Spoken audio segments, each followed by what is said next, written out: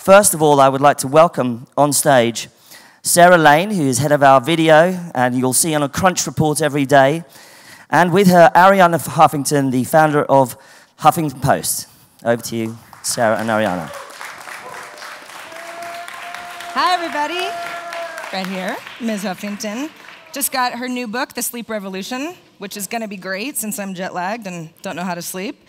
Hi, Arianna, welcome. What a fantastic space. I think so, too. Incredible. We have such a good group here. And this is my first time meeting you, which is funny because we both work for AOL. Exactly. Yeah. Hi. Hi.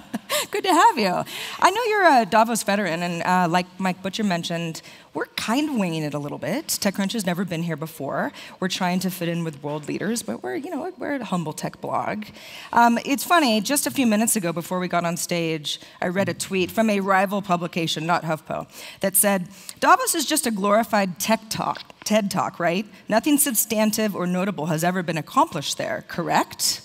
How do you respond to that? Incorrect. I think Klaus Schwab has been amazing at being ahead of trends. Like when I launched the Huffington Post in 2005, and everybody was dismissing it, as a blog by people who couldn't get a job and were blogging. Remember, from their parents' basement in their pajamas? Remember that rap? I do. You're too young to remember. Well. Klaus Schwab was one of the first people who reached out to me to take me to lunch and invite me to Davos. He understood that the digital revolution, including blogging, was not a passing fancy, but here to stay.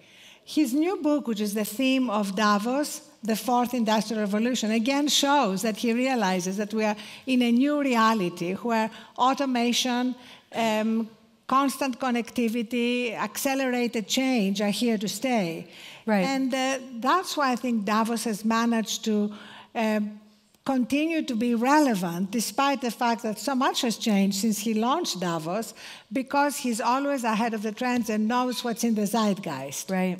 The U.S. is coming into a very interesting election year. 2016 is going to shake out. It's going to be interesting no matter how it ends. We are far away from home as far as the U.S. is concerned. How much is that a topic of the kind of people that you're hanging out with at Davos? Because I know you have some thoughts on this as well. It's a big topic, and I think my concern, and this is the concern of a lot of people here, is that extremism is everywhere at the moment. In every country in the world, there are extremist candidates. The problem in our country is that media, excluding us, are mainstreaming extremism. Like for us, we are covering Trump differently. Donald Trump, for the first few months of his campaign, was covered by the Huffington Post in the entertainment section, because we considered him a buffoon that we would cover in the entertainment section. The day that he told the world that if he became president, or actually he says when he becomes president, a humble brag, he was going to stop all Muslims from entering the United States, right, we started covering him as a clear and present danger.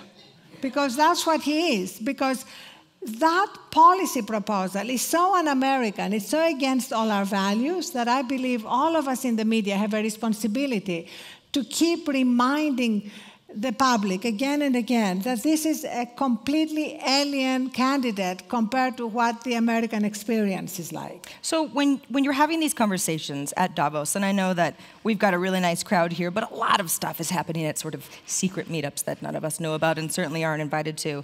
How much are you trying to shape the future of these problems as you've laid them out?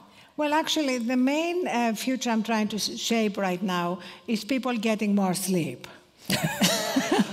Because I think Davos is an unbelievably sleep-deprived part of the world right now.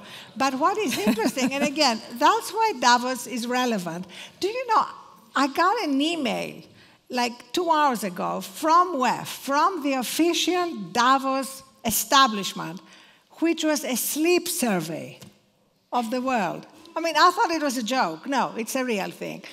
They actually did a sleep survey that shows that people spend more time on their digital devices than sleeping, and that 50% of them think that's not a good idea, that it's actually a waste of time.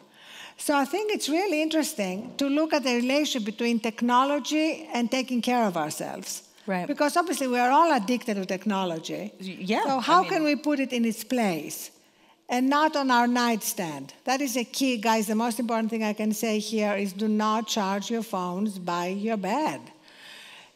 So in the tech world, we know that soda's bad, get more sleep, that will be more effective. Charge your devices away from your bedroom. Outside the bedroom. And then track your sleep. I'm wearing my Jawbone app. Nice. That is actually very pretty. That's a nicer one than I have. Yeah, I'll get you one of these. Thank you. It looks like a special edition.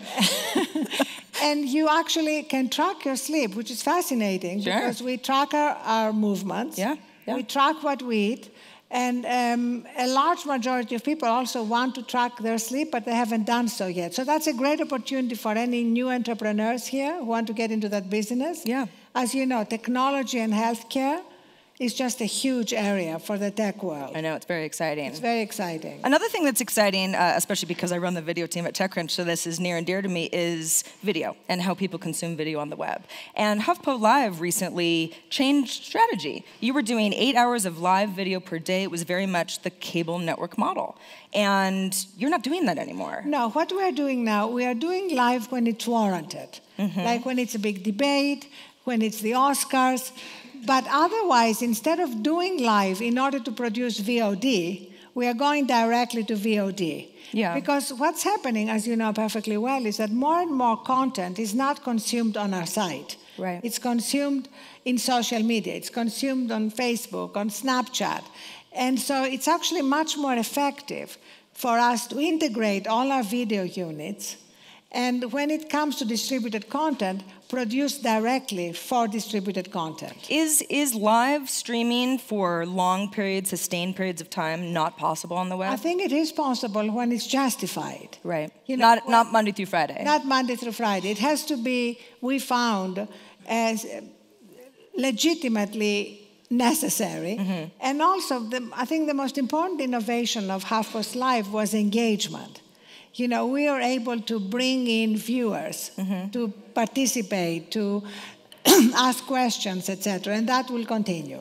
You also recently willingly accepted your writers into a union. Yes. And how does that change the day-to-day operations? How does that change the compensation structure? Well, our writers and editors are all extremely fairly compensated because we are all in a competitive world. Sure. And what happens when you acknowledge the union, that's when the process starts of establishing what they call a bargaining unit. And that can take months. Like, you know, Vice, Gawker have also acknowledged the union, but they still don't have a functioning bargaining unit. Right. So that's where we are at now. Okay, so this was something that you willingly decided was a good idea.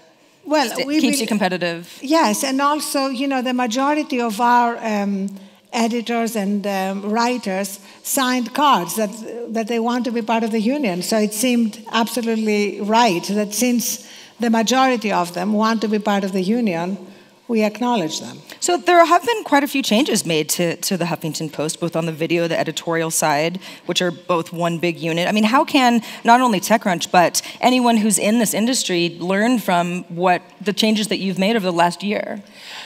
Sarah, I think that's a very important question because, you know, at every tech conference you go, you hear people talking about we need to keep disrupting ourselves, otherwise we're going to be disrupted. How many times have you heard that? We have a whole conference dedicated to that. Exactly. So that's, for me, the one lesson I've learned running the Huffington Post for 10 years now.